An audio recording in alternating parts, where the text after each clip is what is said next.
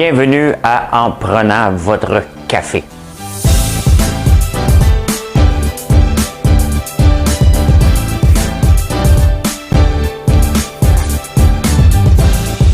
Tableau comme ça, là. Tu rentres, tu fais comme...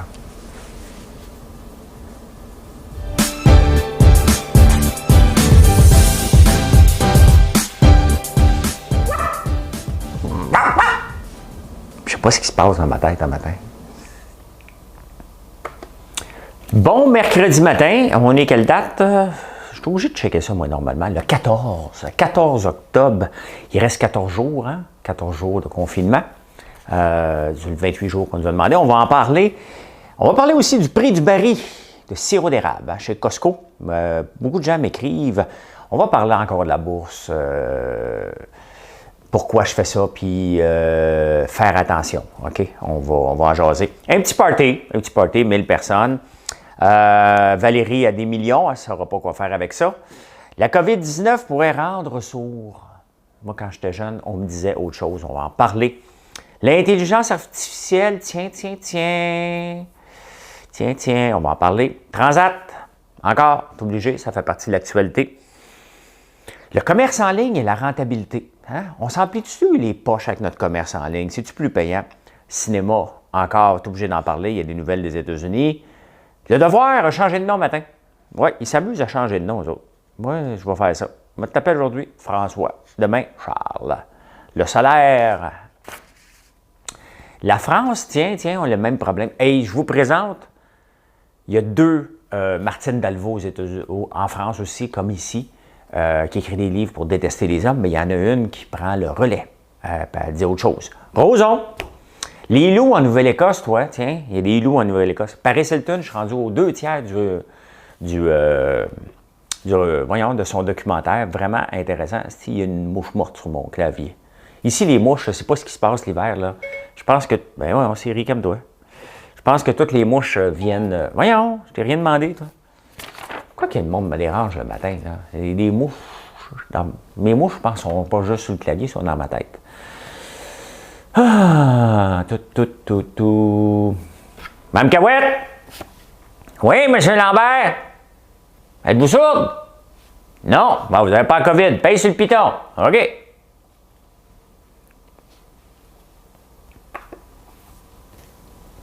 Et si tu n'existais pas, dis-moi pourquoi j'existerais.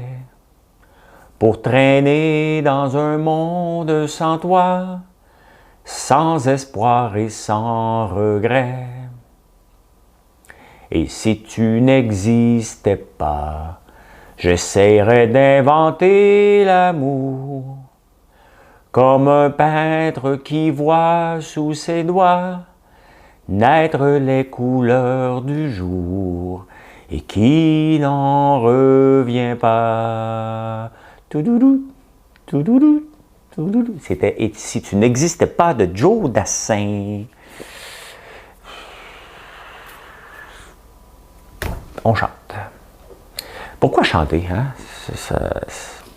J'aime pas danser. Moi, j'écoute un souper presque parfait, les émissions. Hier, c'était un spécial chant. Il y en a qui sont pires que moi. Il y en a qui sont mieux, par contre. Il faut savoir où est-ce qu'on est dans la vie. Hein? Dans la vie, il faut toujours savoir où est-ce qu'on est. Même comme entrepreneur, même... tu sais, j'écoutais à un moment donné Victoria's Secret avec les gars de Bousmi, là, moi les nommer, là. Et il y en a un qui disait « Ah, elle n'est pas assez belle, elle n'est pas assez belle. » Là, tout le moment donné, tu as le goût de lui dire « Ben, va aux toilettes, regarde le miroir. » Tu te situes où par rapport à elle? C'est toujours ça qui est important. Toujours ça. Et en parlant de Bousmi, je n'en parle pas souvent parce que, bon, ça roule tout seul. Puis moi, je suis occupé avec mes autres affaires. Mais on se parle presque tous les jours. D'ailleurs, Mike, je m'excuse, je vais t'appeler tantôt. Ça fait 3-4 jours qu'il essaie de m'appeler. Hier, j'ai reçu un message sur Facebook. Le gars me dit « Hey, bravo pour... je ne me souviens pas de son nom. Un nouvel employé de Bousmi, il dit « Tu as mis la main sur une perle rare. » Hugo, je pense qu'il s'appelle. Ben, salut Hugo. Comment on va te nommer, là. On va te nommer. C'est pas pressé, c'est un slow show, ça. C'est comme dans un slow. Tu sais, quand le slow arrive, là. Quand le slow arrive. Il s'appelle Hugo Plante. Ben, Hugo Plante, bienvenue chez Bousmi. Te voilà nommé. Je ne dirais pas qui a dit que tu étais un maudit bon gars, mais ça a l'air que tu es toute une star. Cheers. Et on parle du baril de sirop d'érable. On part avec ça. Parce que Costco vend dans son nouveau super entrepôt. Tu sais, parce que Costco, avant, ça a commencé, il fallait que tu sois. Là, tu as une paye du gouvernement. Moi, j'avais quitté le gouvernement, je ne pouvais pas aller chez Costco. Ma blonde, qui était infirmière, elle pouvait y aller. Elle. Fait qu'on utilisait sa carte, elle avait le droit. Puis là, maintenant, bon. Ils ont fait des super entrepôts. Puis le baril de sirop d'érable, ils le vendent 2499 $. Fait que si tu as besoin d'un baril de sirop d'érable, je pense que c'est Bernard qui les vend. Alors, ceux qui font toutes les cannes. Et le monde dit, hey, tu pourrais aller l'acheter là-bas. La réalité, c'est que moi, je l'achète de la Fédération pour transformer le popcorn sirop d'érable meringue. J'achète du sirop légal parce que pour le vendre en magasin par l'intermédiaire, ça prend cette règle-là. Puis on arrête de chicaner, je ne me chicane pas avec eux autres. Je fais, mes affaires vont bien, j'ai trouvé une faille, pas une faille, mais je dis, OK, voici mon terrain de jeu. Si je me bats, mon terrain de jeu ne pourra pas grandir. Donc, si je vais là, mon terrain de jeu grandit. C'est aussi simple que ça, la vie, et c'est ce que j'ai fait.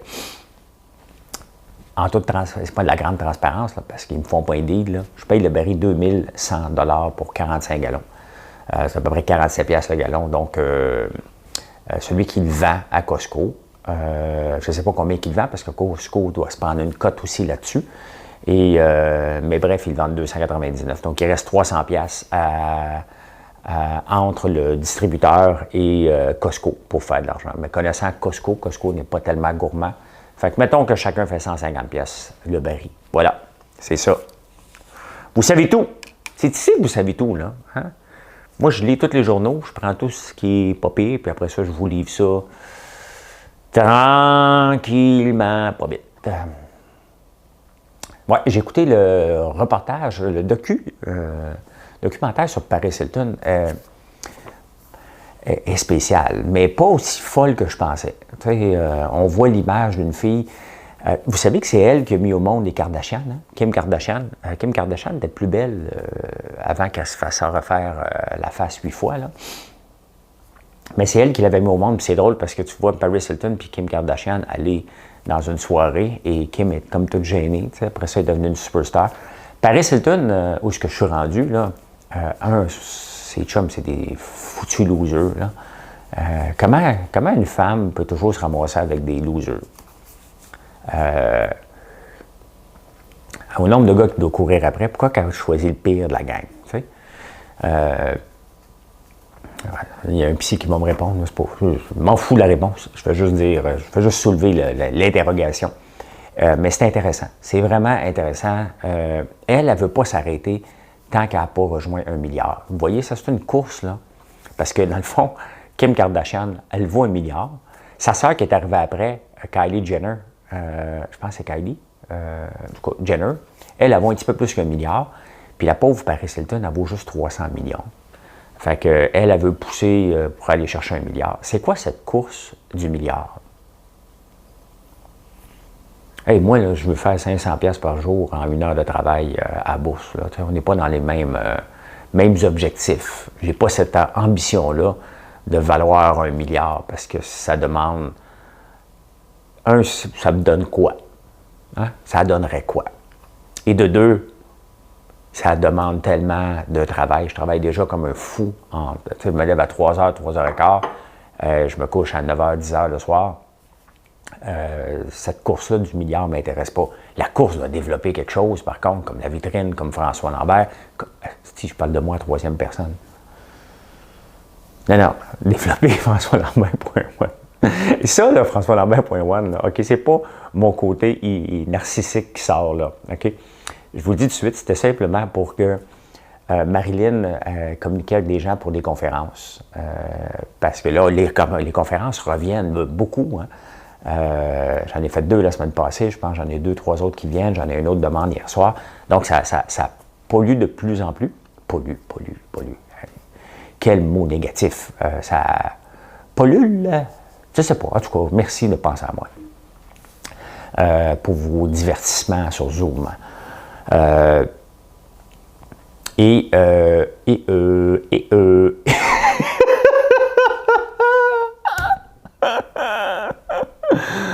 Toujours voulu avoir un âne. C'est ce qui vient de se passer dans ma tête. Vous voyez la mouche là, qui était sur mon clavier, elle vient de passer. Wouh!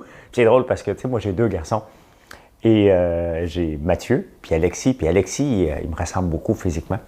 Et quand il était jeune, même Mathieu, mon plus vieux, puis moi, on le regardait, on disait, arrête, il vient d'avoir une mouche qui vient de passer par la tête.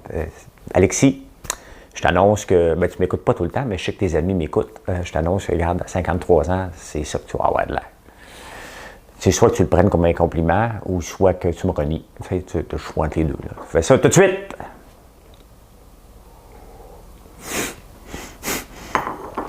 Je sais même plus ce que j'étais rendu. Ah oui, l'email.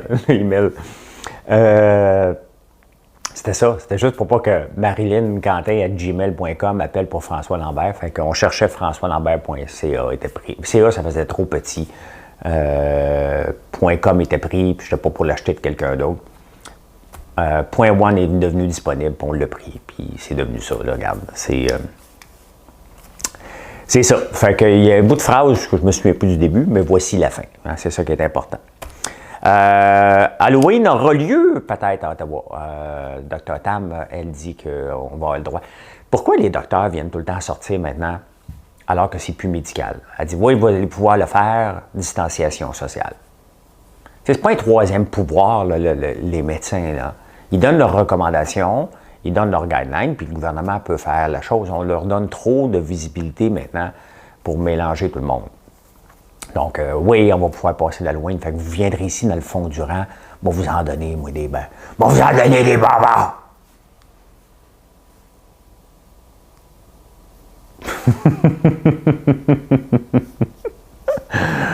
Ouais, on va me déguiser en popcorn. On va me cacher dans popcorn. On va me faire comme j'ai fait à Joe l'autre jour. Tu sais. Les fois que quelqu'un va arriver ici, on va courir après avec une pancarte. Tu s'en vas des bonbons! Tu s'en vas des bonbons! Je sais pas ce qui se passe. Je sais pas ce qui se passe. Hey, faut que j'accélère. J'ai encore plein de nouvelles, puis je suis encore stické sur le début. Bon, j'imagine que vous vous amusez. Là. Au pire, tu fasses forward, puis tu reviens. Là. Après ça, on me demande, pourrais-tu mettre les nouvelles dans l'ordre avec le temps? Pensez-vous vraiment que je suis capable de suivre une feuille, moi? Hein? C'est du divertissement que je fais, puis à un moment donné, je glisse une nouvelle importante. Tu sais. Oui, bon, OK, on avance. Bon, il y a un petit party privé des Juifs assidiques à Boisbriand qui ont dit, nous autres, on va faire un petit party. Party! Hein? On va amener Paris Hilton aux tables.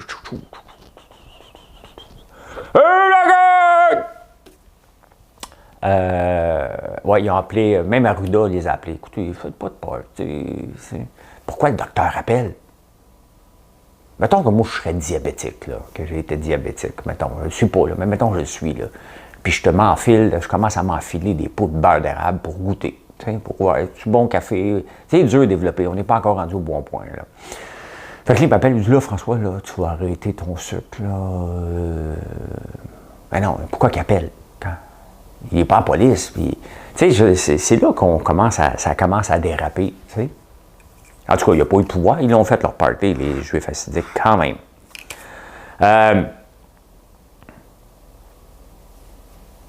Le défi 28 jours, on est rendu à 14 jours. Hein? Oui. On est rendu à 14 jours et, on va se le dire, là, on va continuer. Ça va continuer, c'est le défi 28 jours de... Tu sais, normalement, c'est le défi 28 jours, c'est au mois de février. Hein? Prenez pas d'alcool pendant, puis là, le 27, le monde capote. Hey, il est soif! Ben, là, moi, j'ai pas si pire. Ça fait 6 semaines que j'ai pas pris une goutte d'alcool. Range pas. Coupe-moi mon café, par exemple. Non. Si vous pensez que je suis nerveux, là, coupe-moi mon café, puis... je suis de flamme au plafond, là, ici, là. Et café! Hey, j'ai oublié de vous dire, c'était la dernière fois que je prenais ce café-là. C'est le café de Tino Rossi. C'est ce que j'aime de ce café-là, c'est qu'il y a une belle histoire. L'histoire colombienne qui était regroupée en... Il y a comme une espèce de cartel, gestion de l'offre en Colombie puis sur le café, puis on a décidé maintenant de libéraliser ça. Donc, c'est pourquoi j'aime ça, cette histoire-là, parce que sans la libéralisation du marché, j'aurais pas pu goûter à ce café-là. Voilà. Fait que ouais, le défi 28 jours va durer un petit peu plus longtemps que prévu. Parce que c'est ça, il y en a encore, puis on le savait que c'était pas 28 jours. Là. Dites-le, regardons ça en fin, bon, on sortira tantôt. C'est fait comme les Québécois. Moi, j'étais un Québécois. Là. J'arrive dans 2 minutes. Bon, on le sait, 2 minutes, là, je n'arrive pas. OK, donne-moi 2 minutes, ça ne prendra pas de temps. Puis des fois, 2 minutes, assez long en tabarnouche. Ouais. Transat, les dirigeants vont avoir leurs millions, puis là, le monde capote. Ouais, mais ils n'ont pas vendu aussi cher. Bien, tu sais, il y a un deal. Tu vends l'entreprise, puis les dirigeants ont leurs millions, mais ils doivent vendre leurs actions. Donc, il y a un bonus, puis ça fait partie du deal. Transat doit vendre.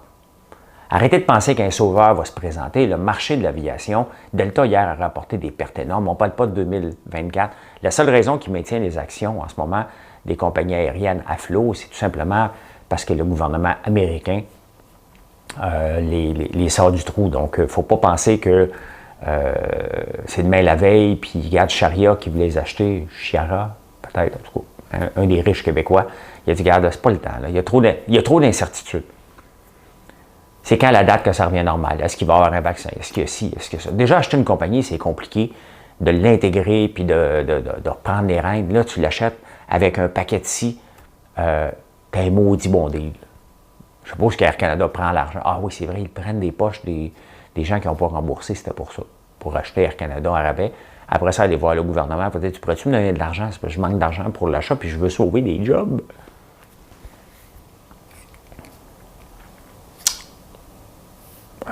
Je veux le barrer, pas pour radoter. Hein? Hey, le commerce en ligne et la rentabilité. Hein?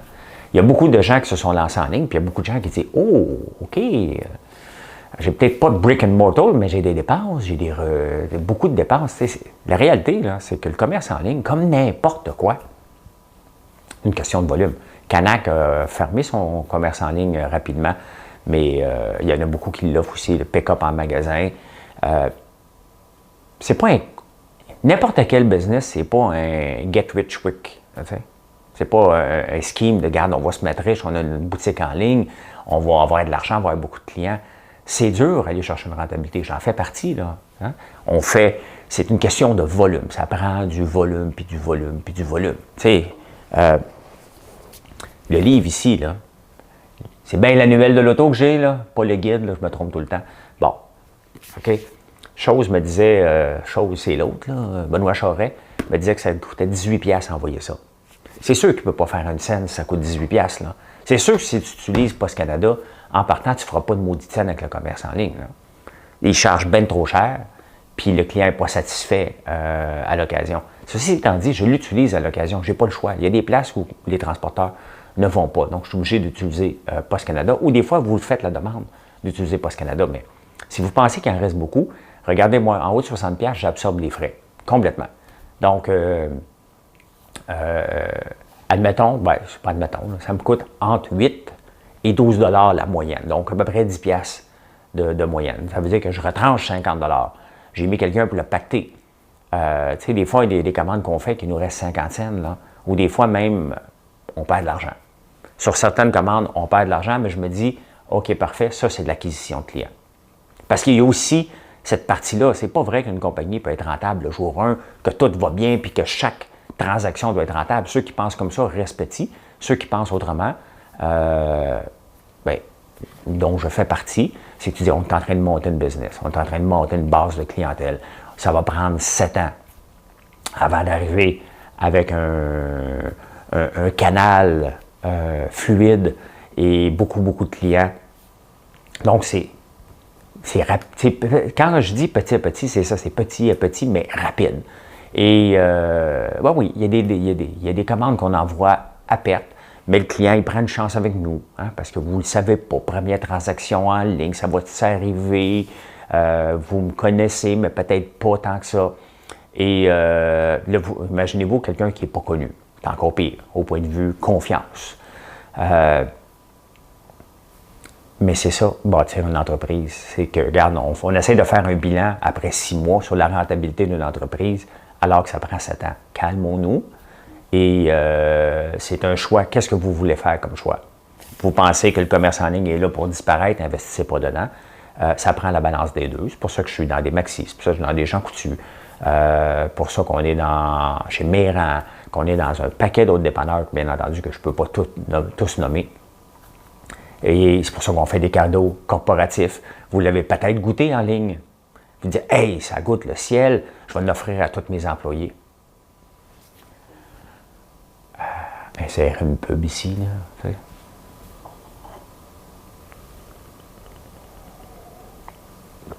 Mais c'est ça, c'est un investissement qui apporte des bébés, le commerce en ligne. Tout simplement. Et quand je vois un bilan, moi, après 6 mois, c'est pas aussi rentable, bien, c'est sûr que c'est pas rentable.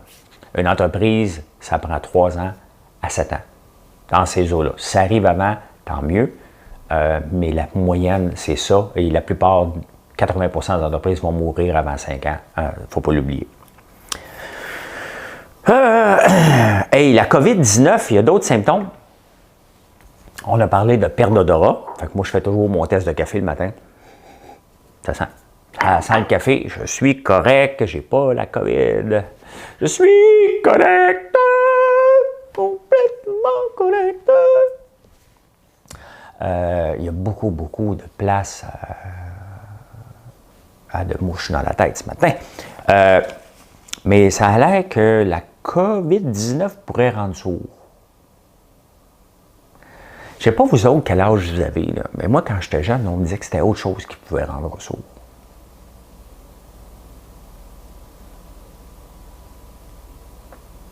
Je ne dirais pas parce qu'il y a des petits-enfants qui écoutent. Allez googler qu'est-ce qui peut rendre sourd dans les années 70. Mettons, je le google, ça donne quoi? Mythe. Ce qui rend sourd. Mettons.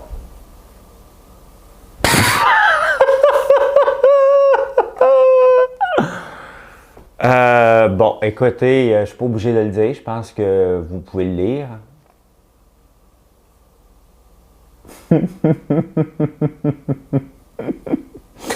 Ben voilà.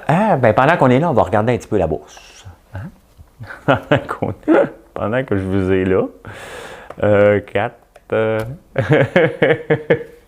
Voilà, c'est écrit. Hein? C'est ça qu'on me disait quand on était jeune.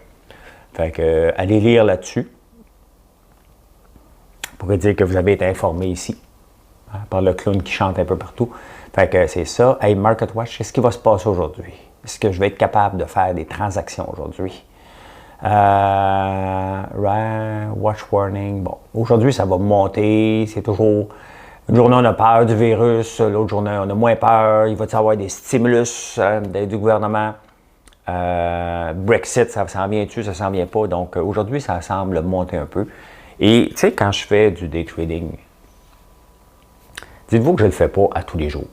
OK? Je regarde des opportunités. Là, dans les dernières journées, il y a eu des opportunités. Ça se peut qu'aujourd'hui, il n'y en ait pas. Je vais vous le dire pareil. Ça se peut que je perde de l'argent. Mon but, c'est 500 et plus. Quand l'opportunité se présente, on ne vendra pas, on le laisse monter.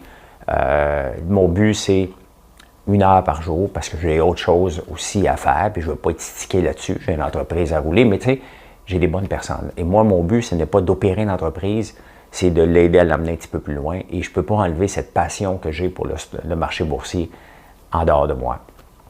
Je le fais par éducation, je le fais par passion. Et je ne le ferai pas avec votre argent, ce n'est pas mon rôle.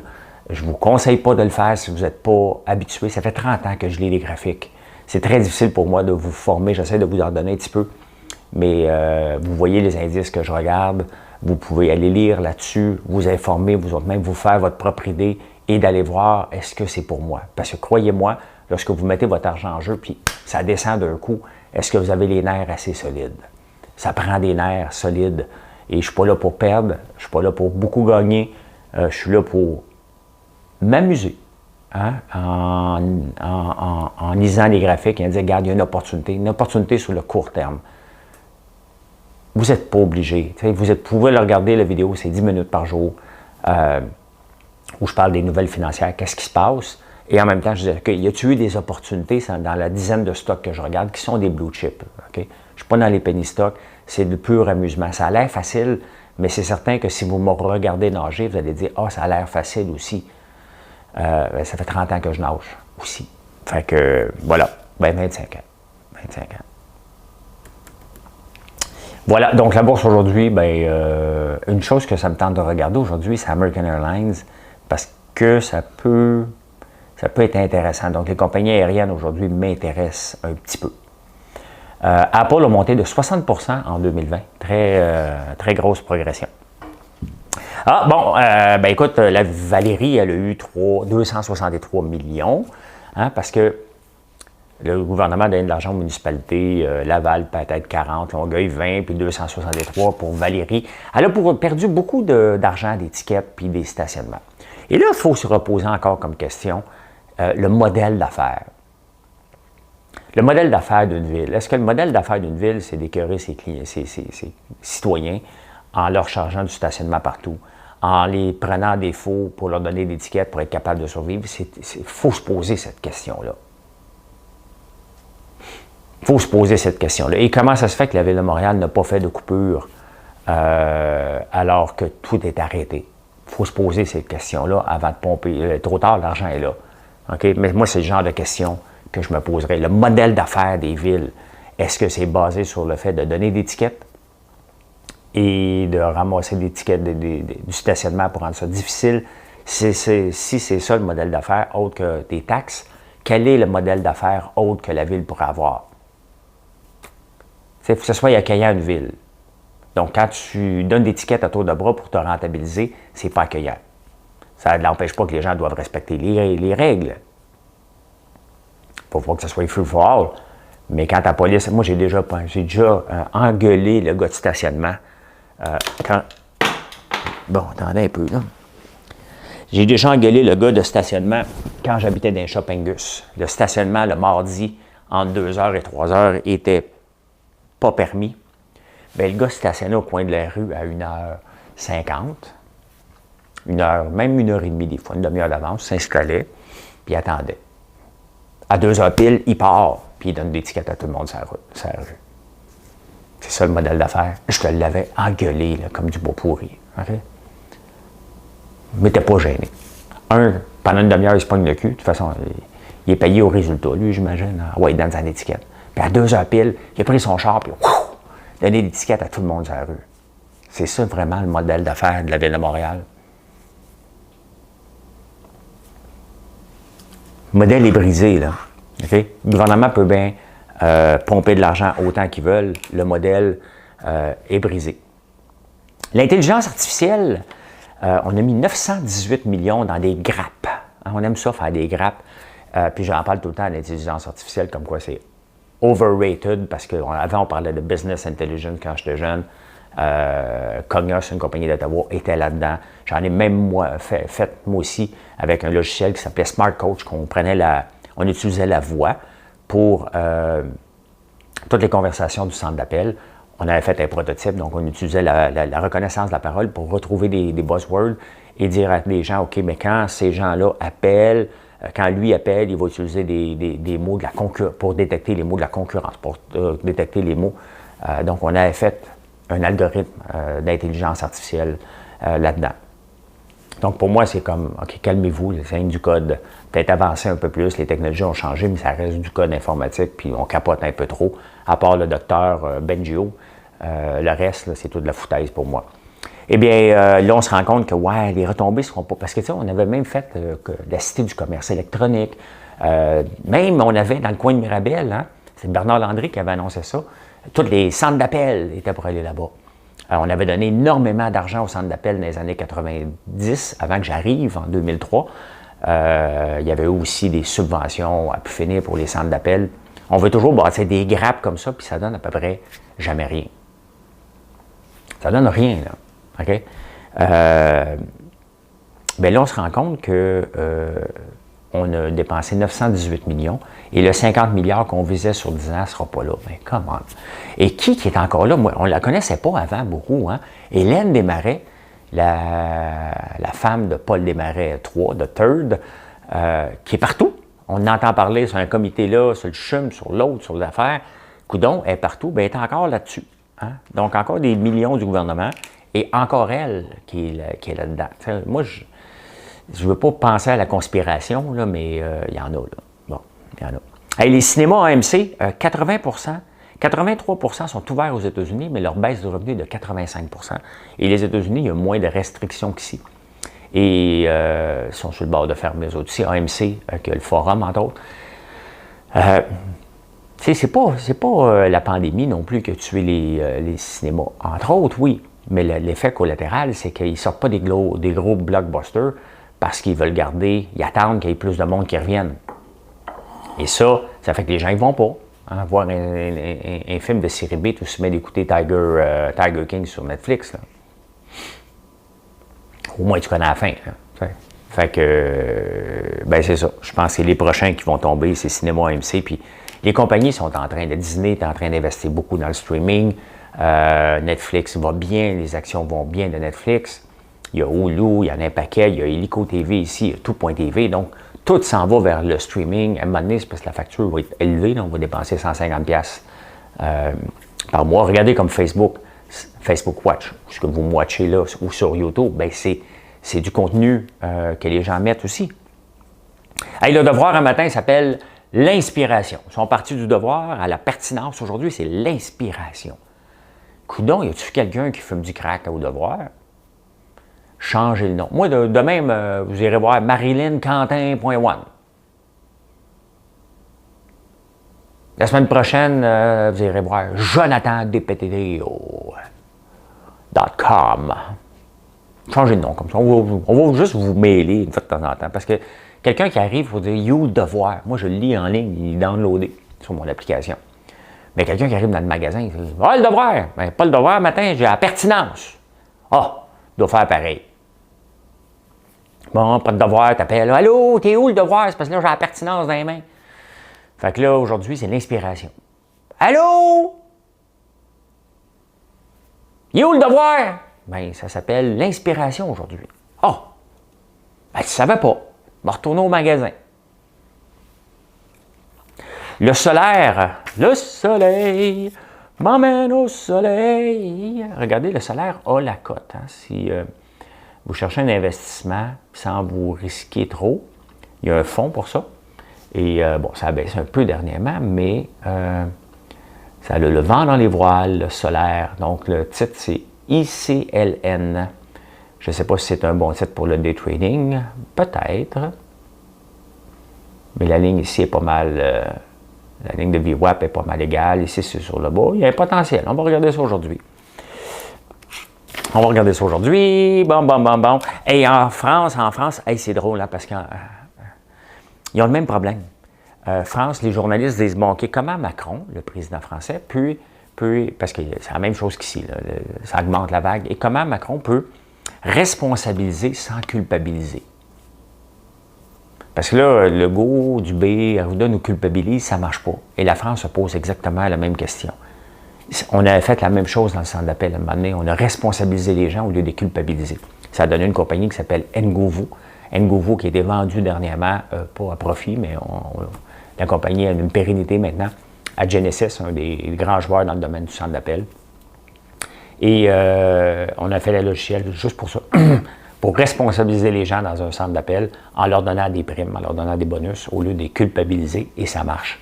Maintenant, ça marche avec les employés, puis ça marche dans d'autres sphères, puis je le dis souvent, ce que les employés cherchent, c'est d'être responsabilisés. Comment ça se fait que les gouvernements ne sont pas capables de nous responsabiliser, puis nous culpabilisent? On n'écoute plus à ce moment-là. Donc, intéressant, même problème. Thérèse Margot, hey, j'ai été voir ce qu'elle avait de l'air, parce que je trouvais que Thérèse Argot. C'est une sexologue. Elle ressemble à Caroline Néron. Un peu. Je vous la montre, mais c'est pas vraiment pour... c'est qu'elle dénonce les Martine Delvaux de la France. Donc, tout de suite, je tombe en amour avec. Okay? Et elle dit, elle a 36 ans, puis elle dit, moi, les hommes, je les aime. Parce qu'il y a deux Martine Delvaux, je ne connais pas leur nom, là, ça ne me tente pas de leur donner de la pub. Comme si je leur donnais de la pub. Je ne me prends pas pour un 2 de pique. Là, quand, je ne me prends pas pour un 7-up flat. Je ne regarde même pas. Vous regardez au moins. Ouais, fait qu'elle, elle dit, moi, je les aime, les hommes, parce qu'elle est tannée de voir les campagnes de dénigration contre les hommes à la Martine Delvaux, puis les hommes, on les déteste, il faut les détester. Pourquoi? Même que ces gens-là ont un droit de parole, donc je trouve ça intéressant. Très bel article dans le Figaro sur les hommes.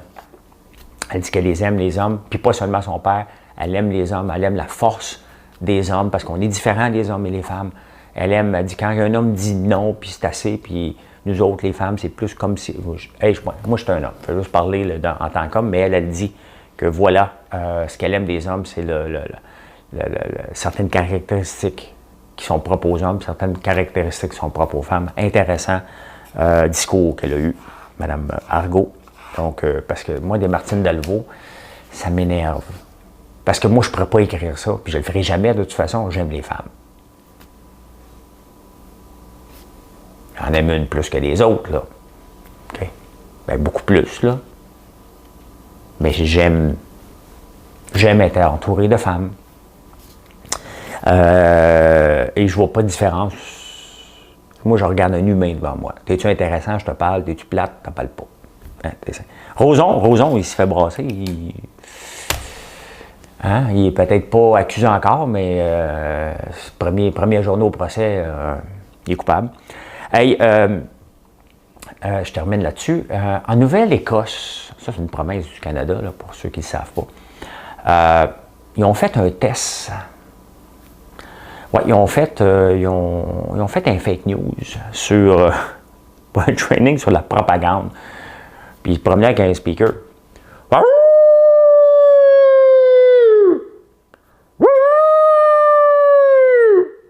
Des loups.